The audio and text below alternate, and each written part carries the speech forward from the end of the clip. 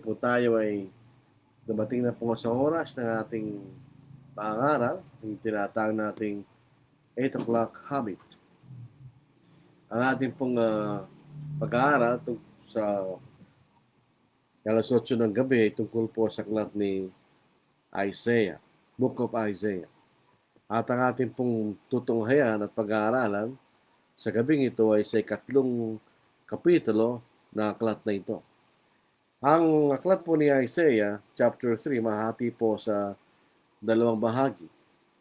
Yung unang talata hanggang sa ika-15 talata ay pinakikita po ang mga namumuno sa bansang Israel ay ang kanilang pinairal ay ang kanilang sariling interest, ang selfish interest, sabihin, para sa kanilang sariling kapakinabangan. At makikita natin doon sa kanilang justice system, ito po ay mali, perverted justice. Sabihin, kung meron po nangangailangan ng justisya, hindi nila nakakamtan dahil po sa mga namumuno na ang kanilang pansariling interest lamang ang kanilang sinusunod. At ninanakawan din nila yung mga mahihirap na mamayan. They plunder the poor. So yun po unang bahagi ng kapitulong ito. Yung una, inilalarawan ng Diyos ni Isaiah ang corruption ng mga namumuno sa bansang Israel. Yung pong pangalang bahagi naman ay patungkol sa kanilang mga kababahihan na kanilang binibigyan ng halaga ay ang kagandahan ng kanilang laman, the vanity of the flesh. Parang wala rin pong, parang familiar po sa atin to, ano po, yung mga kababayan sa Israel sa panahon na yon, sila po ay nagdadamit na walang kainihinan o immodest sa kailang pagdadamit at pagkagayak sa kailang mga sarili. Ito po ay mababasa na sa Isaiah chapter 3 verse 16 at hanggang chapter 4 verse 1. Ganyan po ang mga kumisa ng mga pagkahati-hati ng mga talata at kapitulo at mga talata ay hindi sakto kuminsan. O dito po sa unang tigtunghayan po natin, yung unang tatlong talata ng ikatlong kapitulo. Basahin natin sa Tagalog. Sapagkat inalis ng makapangyarihan ng Panginoon na makbo sa Jerusalem at sa Huda ang panustos at tungkod, ang lahat ng panustos na tinapay at ang lahat ng panustos na tubig, ang magiting na lalaki at ang magdirigma, ang hukom at ang propeta, ang mga uhula at ang matanda, ang kapitan ng 50 at ang marangal na tao, ang tagapayo at ang bihasang salamangkero at ang dalubasang sa pag-iengkanto. Ito po sa New King James. For behold, the Lord of hosts. Tingnan, yun po unang salitang Panginoon, yung pong LORD na hindi po uppercase. Yun po ay Panginoon. Sa Tagalog po, makapangyarihan kanya. Ang Panginoon na ito ay ang Panginoon ng mga hukbo. Ito po ay all capital, LORD capital. Ito po ay YHWH. Takes away from Jerusalem and from Judah the stock and the store, the whole supply of bread and the whole supply of water. The mighty man and the man of war, the judge and the prophet, the diviner and the elder, the captain of 50 and the honorable man, the counselor and the skillful artisan, and the expert enchanter. Ito makikita natin sa una ikatlong talata. Inalis ng Panginoon ng kanyang probisyon sa bansang Judah at Jerusalem.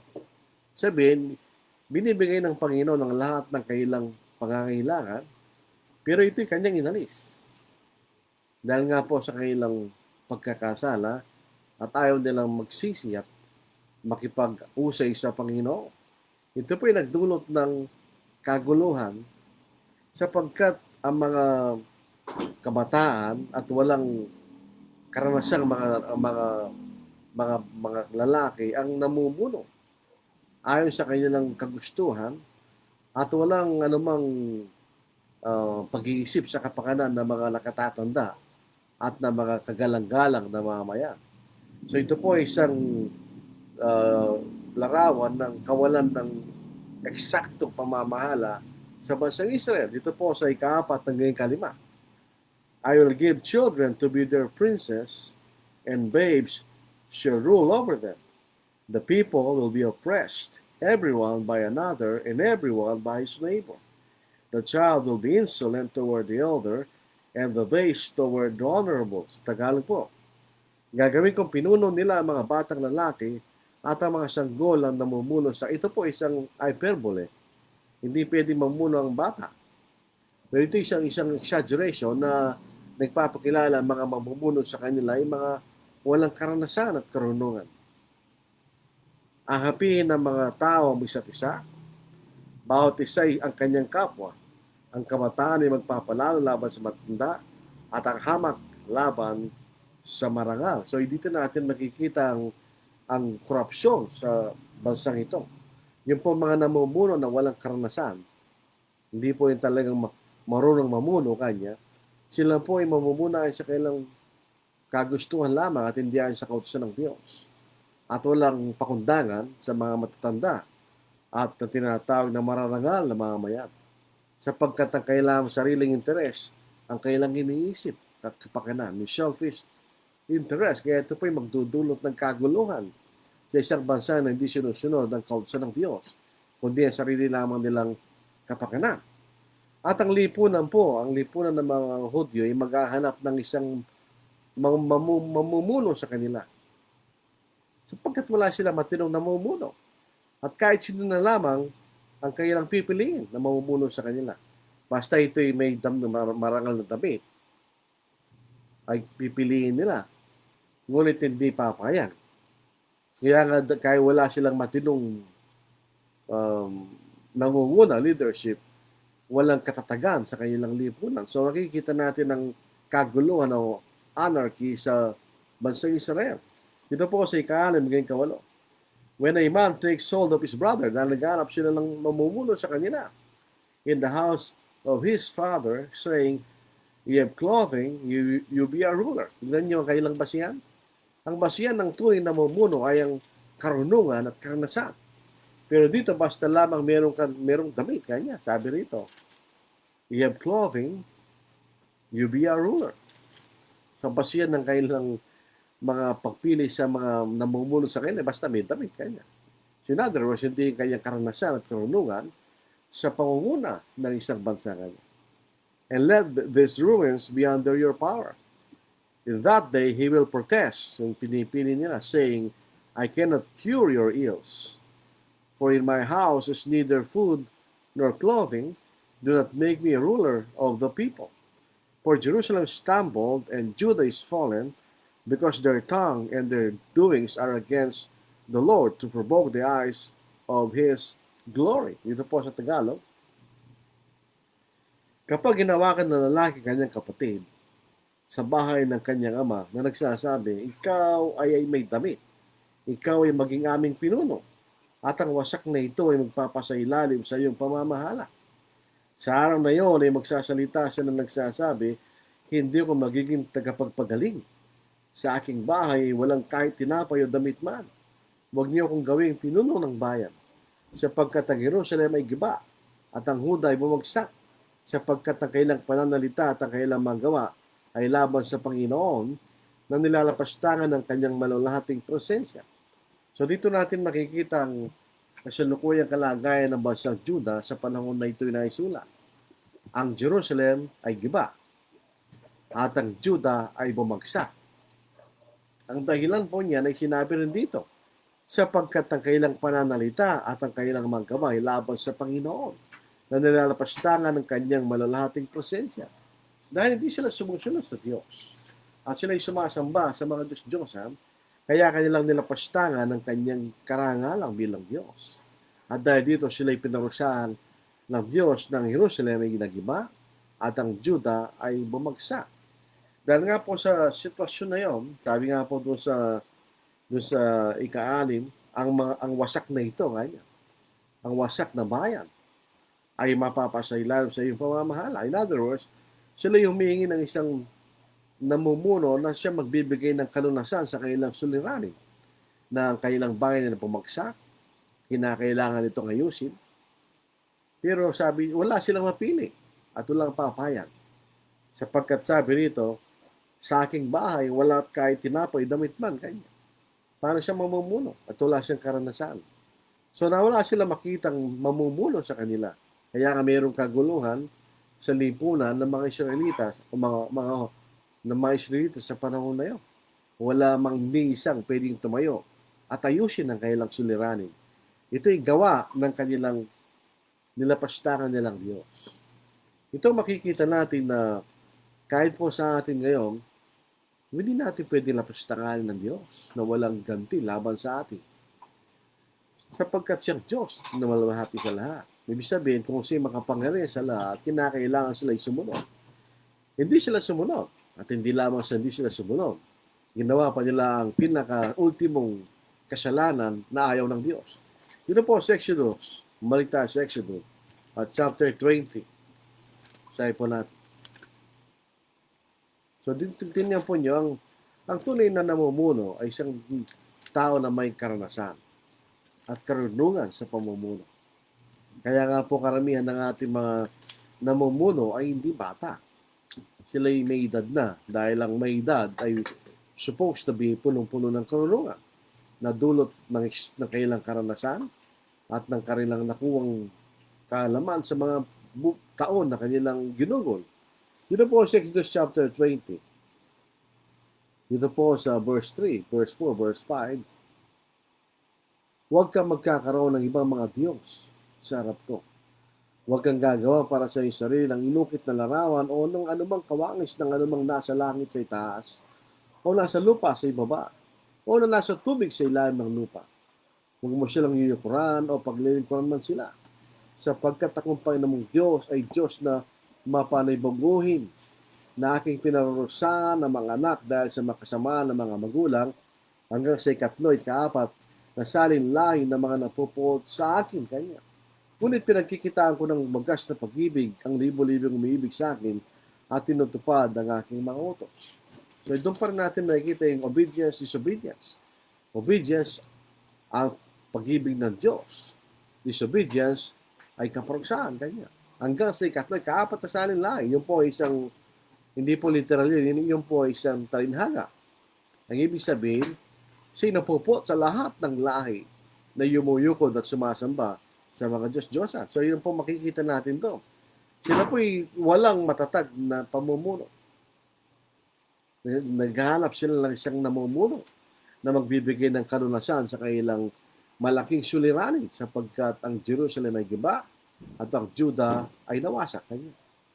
Pero walang sino man ang gustong tumayo na gumawa ng solusyon sa ganong klaseng problema. Dito po sa Isaiah chapter 3, 9 to 11, ito po ang katwiran ng Diyos. Ang kanilang pagtatanggi o pagtatangi ng mga tao ay sumasaksi laban sa kanila. At kailang ipinahayag ang kailang mga kasalanan na gaya ng Sodoma. Hindi nila ikinukubli ito. Kahabag-habag sila sapagkat sila ay nagdala ng kasamaan sa kanilang sarili.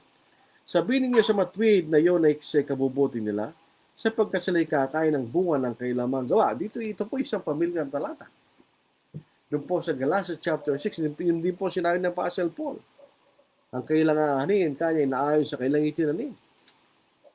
You will reap what you sow. Kanya. Ganito sinasabi rito. Sabihin niyo sa matuwid na yun ay sa kabubuti nila sapagkat sila ay kakain ng bunga ng kailang mga gawa. Kahabag-habag ang masama. Ikakasama nila yon sapagkat ang ginawa ng kanyang mga kamay ay gagawin sa kanya. Yun ang prinsipyo ng Diyos. Kung ano man ang iyong itinanim, yun ang iyong aanihin kanya. So dito po makita natin ang justice ng Diyos. Ang bawat isa ay gagantimpalain ayon sa kanyang mga gawa. Ito po isang pangkalatang prinsipyo ng Diyos. Doon sa mga matuwid, sabi po rito, wala silang problema. Dahil sa verse 10, kanya, say to the righteous, that it shall be done, it shall be well with them, for they shall eat the fruit of their doings. Dito po sa Tagalog, sabihin niyo sa matuwid, na yon ay si kabubuti nila, sapagkat sila'y kakain ng bunga ng kailang magawa. Dahil ang ginawa nila katwiran, so sila'y mag-aani ng katwiran. Yun po makikita natin, di ba? Sila po ay matuwid, so sila'y aani ng katwiran. So yun po makikita natin. Pero yung mga masasama, anong mangyayari sa kanila? Yung masasama, sa verse 11, kahabag-habag ang masama. Ikakasama nila yon sapagkat ang ginawa ng kanyang mga kamay ay gagawin sa kanya. Ang ginawa ng kanyang kamay ay kasamaan laban sa Diyos. Kaya nga po siya masama. At yun din na maging gantimpala sa kanya. Siya rin ay mapapasama kanya. So siya parurusahan ng Diyos. So yun po ang makikita nating pangkalahatang prinsipyo ng Diyos. Kung ano ang iyong itinanim, yan din ang iyong aanihin kanya. Hindi bang yun ang makikita natin dito? Kung iyong itinanim, yan din ang iyong aanihin kanya. Medyo nawasak po aking salamin dahil nasira yung siyang umahawak. Ako po'y pumunta sa SM City kanina sa Clark, pero 2 to 3 weeks para makukuha yung salamin. So pagtsatsi ko na lang po itong sirang salamin. So makikita natin, yun ang makikita natin dito. Hindi ang Diyos ay pababayaan lang niya yung mga bagay na ginagawa ng kanyang bahay na masama. Ito ay magbabayad sila. Dahil sa verse 8, sabi rito, sapagkat ang kailang pananalita at ang kailang magawa ay laban sa Panginoon, na nilalapastangan ng kanyang malalahating presensya. Ang Diyos ay makapangyarihan sa lahat. Dapat nilang tanggapin yun, sapagkat siya ay makapangyarihan sa lahat. Pero nilapastangan nilang Diyos. Para sila mga hintil, di ba? Doon sa Romans chapter 1, pinalitan nila ang kalalati ng Diyos ng kalalati ng mga nasisira, mga nilalang kanya. Sinamba nilang nilalang kaysa sa lumalang. Ganon din ang ginawa ng basang Israel sapagkat sila sumamba sa mga Diyos-Diyosan. Yun po ang problema rito, mga kapatid at mga tagapakinig. Sa 9 to 11. Ngayon si verse 12, tuloy po natin. Sa Isaiah chapter 3 verse 12. Tungkol sa aking bayan, mga bata ang nangaapi sa kanila, at ang mga babae na mumulo sa kanila. O bayan ko, iniligaw kayo ng inyong mga pinuno, at ginugulong daan ng inyong mga landas. Ang Panginoon ay tumayo upang magsanggalang. Kinuha niya ang kanyang lugar upang ang kanyang bayan ay hatulan. Ang Panginoon ay papasok sa paghatol. Kasama ng matatanda at pinuno ng kanyang bayan. Kayo ang lumamon ng ubasan, ang samsam ng mga duka ay nasa inyong mga bahay. Anong ibig niyong sabihin na inyo dinudurog ang aking bayan at ginigiling ang mukha ng mga duka, sabi ng Panginoong Diyos na magbo. Ito po sinasabi natin kanina na mayroong injustice na nangyayari. Nilamon nila kanyang kailang ubasan. Ito sinasabi. At sinasabi po rin po dito sa mga duka, sabi po sa atin, sa mga duka rito, babasahin ko po, sabi rito, sa ikatlo, lumintag tayo dito, lumintag sa ikalawang kapi, sabi rito, kayo ang lumamon ng ubasan, ang samsam ng mga duka ay nasa inyong mga kamay kanya. They plunder the poor. Yung mga mahirap ay kanilang ninakawan. Ano ibig sabihin na inyong dinudurog ang aking bayan at ginigiling ang mukha ng mga dukha kanya? So yung mga dukha po ay kanilang ninanakawan. Imbes na sa kanilang tulungan ay pagtanggol, ninanakawan pa nila yung mga dukha. So ito po ang problema sa bansang Israel. Ito po ang kalagayan nila sa ikatlong kapitulo ay dulot din ng kanilang ginagawa. Sabi nga po kanina, dahil nilapastangan nilang Diyos. Dito po sa New American Standard Bible kanya. Because their speech, ang kanilang pananalita, and their actions are against the Lord, to rebel against His glorious presence. Tandaan po natin ang bansang Israel, nung sila nasa ilang, meron pong lumalabas na isang clouds na parang lumiliwanag. Shekinah, ganyan. Kapag yun ay lumiliwanag, ibig sabihin doon ang presensya ng Diyos.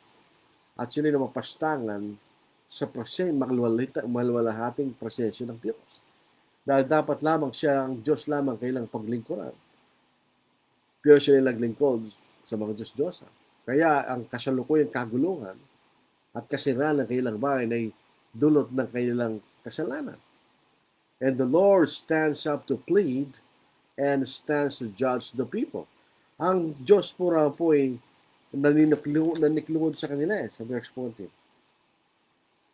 Ang Panginoon ay tumayo upang magsanggalang, kinuha niya ang kanyang lugar upang ang kanyang bayan ay hatulan. Ang Panginoon ay papasok sa paghatol. Doon sa Isaiah chapter 1 verse 18, kanya, let us reason together. Siya po ay nakikiusap sa kanyang bayan na sila ay mag-usap at baguhin nila ang kanilang mga gawa. Pero hindi sila pumayag. Sinatili sa kanilang masamang gawa. Kaya ang Panginoon ay hahatol kanya. Sabi nga po rito sa binasa natin, sa ihahatulan niya ang kanyang bayan. Ang Panginoon ay tumayo upang magsanggalang, kinuha niya ang kanyang lugar upang kanyang bayan ay hatulan kanya. Ito ang kanyang bayan. Ito ang kanyang mga tao. Ito ang kanyang mga anak. Pero dahil sila ay nagkasala laban sa kanya, kailangan niyang hatulan. Sapagkat ang Diyos ay matuwid. Hindi pinag-uusapan kung ikay kanyang anak o ikaw ay kanyang kaaway. Ikaw ay kanyang hatulan kapag ikaw ay napapastangan sa kanyang kalooban, mga kapatid. So, yun po ang ating makikita sa talatang yun. So, hindi nila pinakinggan ang Panginoon. Doon sa Isaiah chapter 1 verse 18, kanya, come and let us reason together, says the Lord. At meron siyang pangako. Though your sins are like scarlet, they shall be white as snow. Sabi, patatawarin sila ng Diyos. Though they are red as like crimson, they shall be as wool. Ito isang parallelism, di ba? Ang scarlet ay isang uri ng pula. So, ibig sabihin, kahit gano'n pakapusyaw yung kasalanan, ikay patatawaran ng Diyos kung, sabi sa verse 19, if you're willing and obedient, you shall eat the good of the land. So, patatawarin sila at magpapatuloy silang ng biyaya sa lupain nga niya. But if you refuse and rebel, you shall be devoured by the sword, for the mouth of the Lord has spoken. Pag ang Diyos ang nagsalita, ay siyempre nagtotoo. Walang halong kasinungalingan pag ang Diyos ang nagsalita. So yun ang gagawin niya. So ito'y kanyang gagawin. Siya'y papasok sa kahatulan ng kanyang bayan dahil di sila nakinig sa Panginoon, nagpatuloy sa kanilang pagkakasala. Siya'y hahatulan niya ang kanyang bayan. Bakit? They rejected the Lord's plea. Tinakwil nila ang pakiusap ng Panginoon kanya. Halina tayo at ay magkatuwiranan kanya. Come, let us reason together. Hindi sila pumayag. Hindi sila nakinig sa pakiusap ng Panginoon. Kaya sila'y mapupunta sa kahatulan ng Diyos. The Lord will enter into judgment with the elders of the people and the princess. Yung po malalaking prinsipe, plural, princess. For you have eaten up the vineyard, the plunder of the poor is in your houses. What do you mean by crushing my people and grinding the faces of the poor, says the Lord God of hosts? Yung po ninakaw nila sa mga dukay, nasa kailang mga tahanan kanya. Yung pong makikita natin dito. Ito'y nasa kailang tahanan. Ninakaw nilang mga hirap kanya. So, yung po mga namumuno sa bansang Israel ay corrupt. Parang hindi na po katakataka sa atin yung mga Pilipino. No? Parang kawangis ng ating mga karamihang namumuno. They are corrupt. Hindi nila, ang kanilang pamumuno ay hindi naayon po sa tamang pinakilala ng Diyos.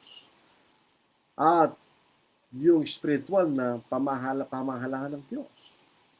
Yung mga namumuno, sila ang responsable na kanilang ipag-utos na gawin ng bayan ng mga kautusan ng Diyos. O dahil sila po ay gusto ng Diyos na maging banal na bansa, isang makaharing pagkasaserdote kanya, bansang pag-aari ng Diyos. So yun ang kailang obligasyon. Kaya lang, hindi ganun ang kailang ginawa. Sila po ay pinangunahan ng kasakiman. They were motivated by greed. They perverted justice. Kanya. Siyempre, kikita ka. Halimbawa, mayroong nagkasala, may pinagkasalaan at pinagkasala, magbabayad sa iyo. So, yung pinagkasalaan, yung pamapapahama. Perverted justice. And plundered the poor. Ninakaw nila mga mahihirap. So ito po makikita natin, kaya ahatulan sila ng Panginoong Diyos. So doon po sa unang bahagi ng aklat na ito, yun ang makikita natin. The corruption of the rulers. Ang nagdulot ng kaguluhan sa kanilang bayan. At sila'y naparusahan. Sabi nga po ng Panginoon, gagamit siya ng ibang bayan para sila parusahan. At ang bansa nila'y nasira, at ang kailang pinakapangunahing lungsod ay nagiba. Nangangailangan sila ng tagapaglunas. Walang pumapayag. Napakabigat na obligasyon po nun, mga kapatid. Kaya nga po, wala silang matinong namumuno sa panahon na yun. Kaya sila tulad ng Diyos. Ito po ang pangalang bahagi. May silang po itong ating pag-aaral ngayong gabi. Dito po sa magbubuhat sa 16 hanggang chapter 4 verse 1. Itong mga babae naman. The vanity of the flesh. Ang kawalang kabuluhan ng laman. Kanya. Ito po ay isang weakness ng mga kababaihan sa lahat ng panahon. Minsan sila'y ang kailang binibigyan pansin ay ang panlabas lamang na kagandahan. At kahit po sa bagong tipan, gano'n, di ba? Ang gusto ng Diyos sa kanyang mga babaeng mga anak ay hindi panlabas na kagandahan, kundi panloob na kagandahan. Pero dito po sa bansang Israel, dahil sa karangyaan marahil, ang mga kababaihan nila ay naging na-influensya ng kawalang kabuluhan ng kagandahan ng palabas. The vanity of the flesh. At hindi lamang yon, sila po ay they adorn themselves immodestly. So sila hindi naging mainhing sa kanilang pag-aayos sa kanilang mga sarili. So hindi lang po sa panahon natin na ito'y problema. Kaya sa panahon na yon, dahil nga po sila umalis sa patnubay ng Diyos, yun ang problema to. Sila po ay mapupunta sa iba't ibang uri ng kalikuan at kasamaan. Kaya itong mga babae, ganun ang nangyayari sa kanila. Sila po ay naging hindi maka-spiritual. Sila ay naging makalaman. Dito po sa verse 16. Moreover, the Lord says, because the daughters of Zion are haughty and walk. Yung haughty po, ibig sabihin yan, yung para mapagmataas. Pag tumitingin ka sa mga tao, yung parang nang-insulto, parang pinakikilala mo na ikaw ay mas magaling, mas matalino, at mas mahalaga kaysa sa ibang mga tao. May tao po yan sa atin, parang matapobre, di ba? Matapobre. Ikaw lang ang magaling, ikaw lang ang matalino, at ikaw yung mahalaga sa ibang mga tao. Ganun lang pagtingin ng mga kababaihan ng bansang Israel sa panahon na yun. Kanya. And with outstretched necks and wanton eyes, walking and marching as they go, making a jingling with their feet. Dito po sa Tagalog. Sinabi ng Panginoon, sapagkat ang mga anak na babae ng Zion ay mapagmataas at nagsisilakad na may naghahabahang mga leg. Kaya yun ang itsura nun. Ang mga matang nagsisirap, parang sinabi ang dating, na lumalakad na pakending-kending habang kumahayo at ipinapadyak ang kailang mga mata o mga paa kanya. So yun ang larawan ng mga kababaihan sa panahon na ito ng bansang Israel. Ano ito? Sila po ay nagdadamit to draw attention to themselves. Katulad po ng panahon ngayon. Yung po mga pagdadamit ng mga kababaihan na maiksi, they draw attention to themselves. Patingnan sila ng mga lalaki. Yun ang purpose ng ganong klase pagdadamit. Pero hindi na ako ng mga kababaihan. Kasi yung kababay, katawan nila yun. Pero hindi nila naunawaan ang delikasyon ng mga kalalakihan. So ito po, makita natin. They draw attention to themselves. Na ang kailang lain, sila maging kaakit-akit. Yung jingling, hindi po sa Tagalog, pinapadyak na jingling. jingling ornaments on their feet. Meron silang mga parabagang mga palamuti sa kanilang mga paa. At pag sila naglalakad, yun ay kanilang ipinapadyak at yun ay maingay, ganyan, jingling. Walang pagkakaiba sa panahon natin ngayon, di ba? So yun ang makikita nating larawan ng mga kababaihan sa bansang Israel. Walang alamang kaakibat na pagiging spiritual sa harapan ng Diyos. Sila po ay makalaman. They draw them attention to themselves para sila ay maging kaakit-akit. Siyempre, sa mga kalalakihan. Hindi naman sa kapwa nila babae siguro, sa kalalakihan. Kanya. Ngayon, anong kaparusahan na pupunta sa mga kababaihan? Kanya. Sabi rito, in that day, doon sa araw ng paghukom ng Diyos. Kasi isang particular na araw, kanya, in that day, the Lord will take away the finery, the jingling anklets, the scarves and the crescents, the pendants, the bracelets and the veils, the headdresses, the leg ornaments, and the headbands, the perfume boxes, the charms, and the rings, the nose jewels. Akala natin ngayon lang naglalagay ng ala sa ilong. Ganun, doon pa sa panahon meron na sila. The nose jewels, the festal apparel, and the mantles, the outer garments, the purses, and the mirrors, the fine linen, the turbans, and the robes. So ito po yung panlabas na palamuti ng mga kababaihan. Ganyan. Na imbes na spiritual na karangan ang isipin nila, yung panlabas. At yun ay alisin ng Panginoon. Di po sa Tagalog. Sa araw na yon, ay alisin ng Panginoon ang mga hiyas ng kailang mga paa, at ang mga hiyas ng ulo, at ang mga pahiyas na may hugis ng kalahating buwan. Ang mga kwintas, ang mga pulseras, ang mga belo, ang mga laso ng buhok, ang mga palamuti sa braso, ang mga pamigkis, ang mga sisidlan ng pabango, ang mga tinganting, ang mga singsing, ang mga hiyas na pangilong, ang mga damit na pamista, ang mga balabal, ang mga kapa, ang mga pitaka, ang maninipis na kasuotan, ang pinong lino, ang mga turbante at ang mga belo. So ito po sa panlabas na pagdadamit ng mga kababaihan sa panahon na yun. So yun po yung panlabas na palamuti. Aalisin ng Diyos. Yun po makikita natin kaparusahan nila, aalisin ng Panginoon ang lahat ng mga yun na inisip nilang mahalaga. So mag-ingat po tayo.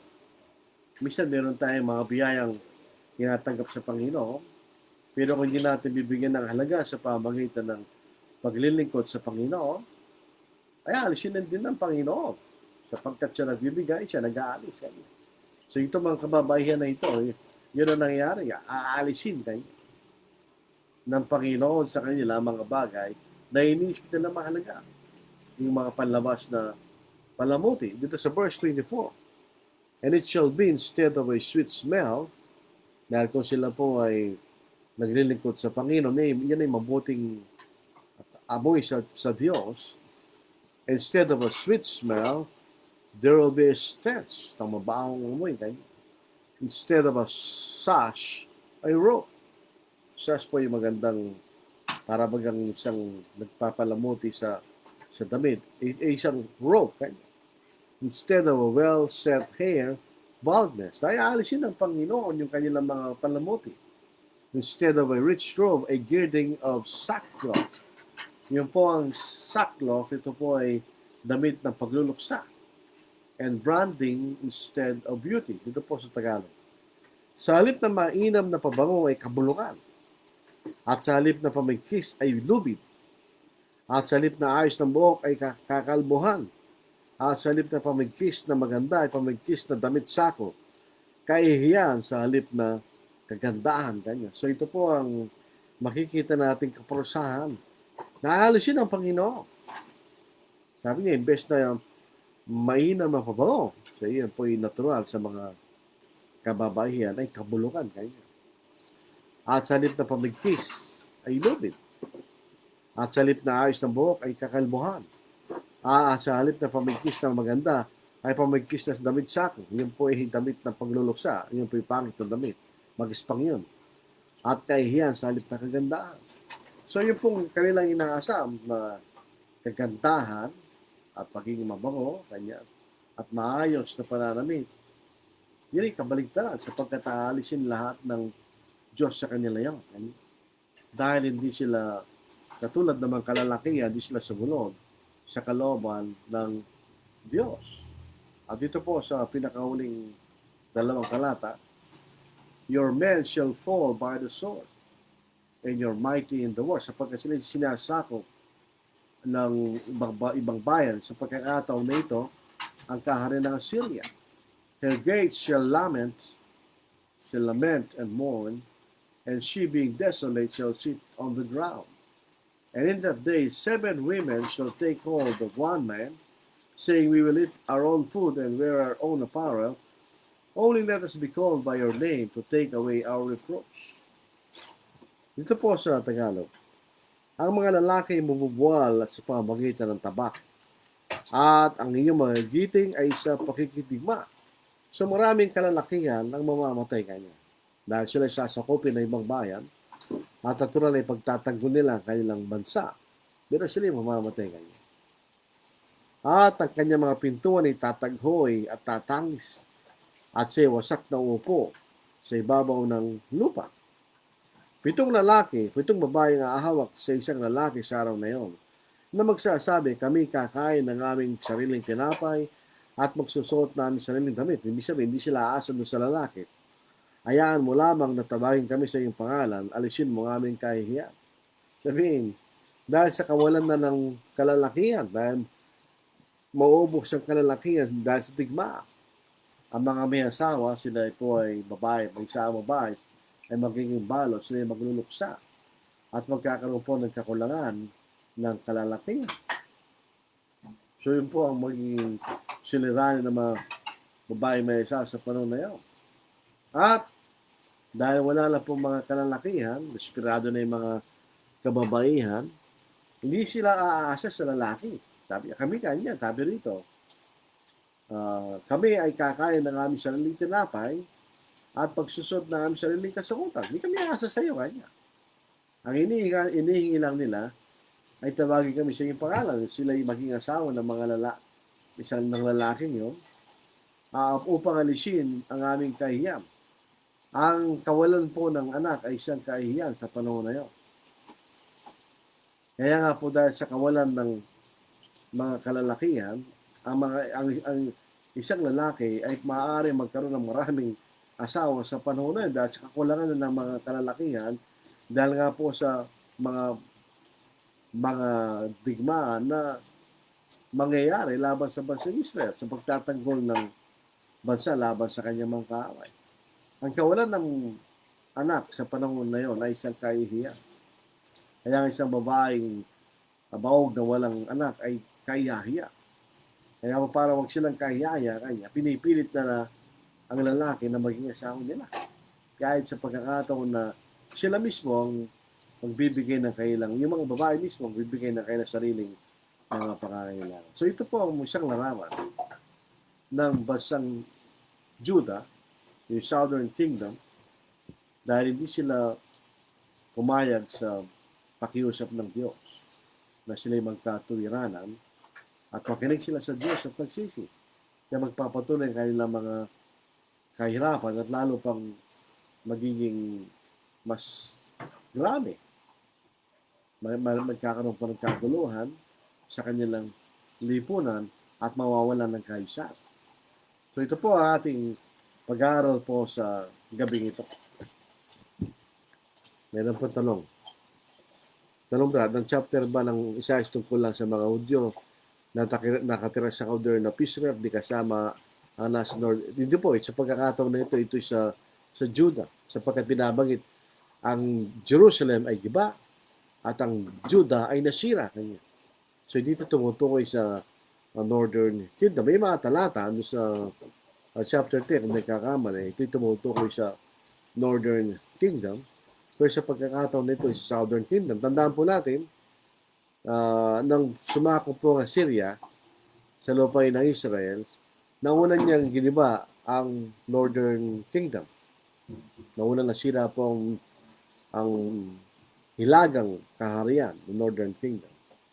At pagkatapos yung Southern Kingdom, kaya lang hindi rin sila umayos. Kasi mas di ko nagkakamali, mas mahaba pang panahon na naunang nasira yung Northern Kingdom bago pa nasira o naging alipin sa Babylon ng Southern Kingdom. So marami silang pagkakataon na magbago at matuto doon sa nangyari doon sa kanilang mga kababayan. Pero ginawa ng kanilang mga kababayan, kaya sila rin po pinarusahan ng Diyos. Parang wala na po tayong tanong mga kapatid.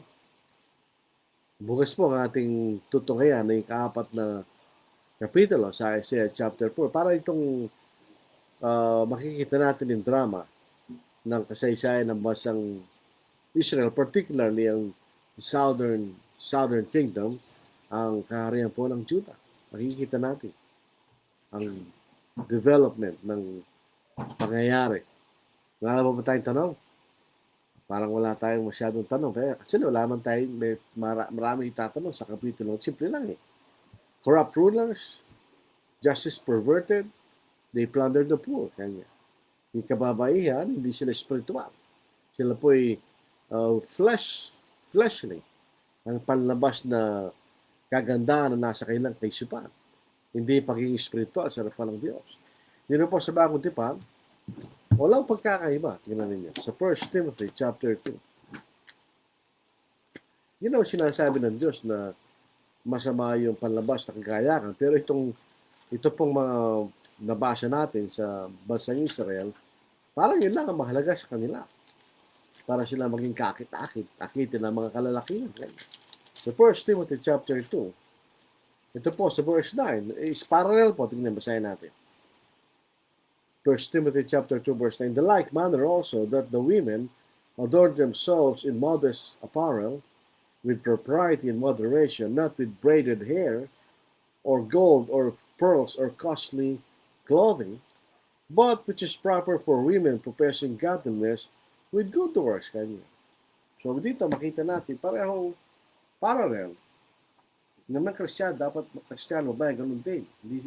Hindi sila naka-focus sa panlabas na pagpapaganda o outside adornment, pero mahalaga yung kailang panloob na kagandahan. Dito sa 1 Peter din. 1 Peter chapter 2, chapter 3. Ito po ang ating mababasa. Chapter 3. Sabi po rito. 1 Peter chapter 3, verse 3. Do not let your adornment be merely outward, tulad ng makikita sa bansang Israel, arranging the hair, wearing gold, or putting on fine apparel. Ito po makakabuka, binasa natin. Rather, let it be the hidden person of the heart, with the incorruptible beauty of a gentle and quiet spirit, which is very precious in the sight of God. So, yun po ang mahalaga sa Diyos. Hindi yung panlabas na pagpapaganda lamang.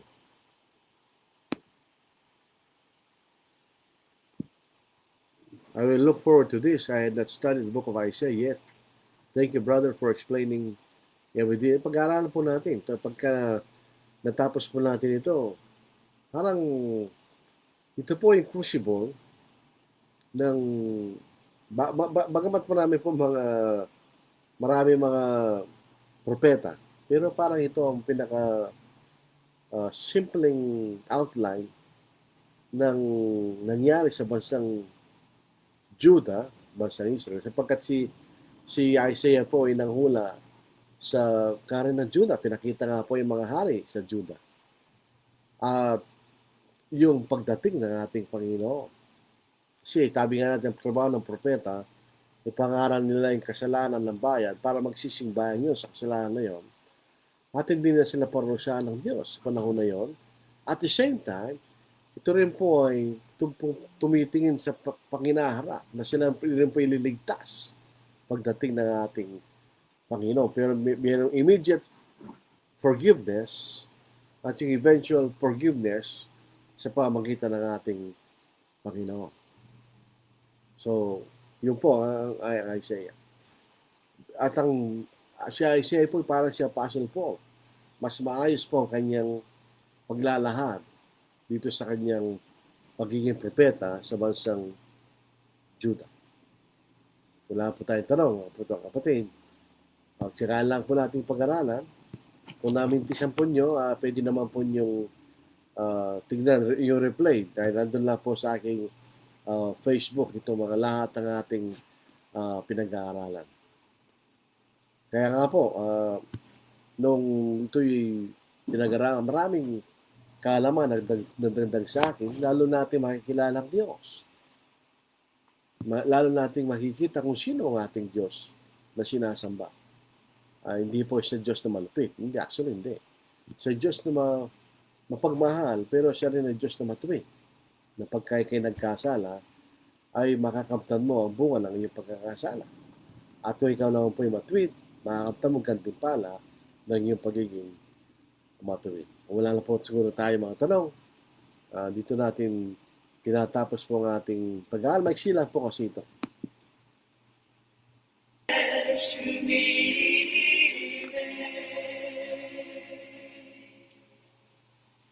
Help me then in every tribulation, so to trust thy promises, O Lord, that I lose not face with consolation offered me within thy holy word.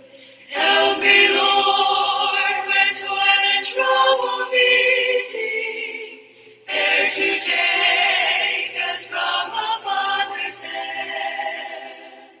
One by one, the days of moments fleeting, till I reach the promised land.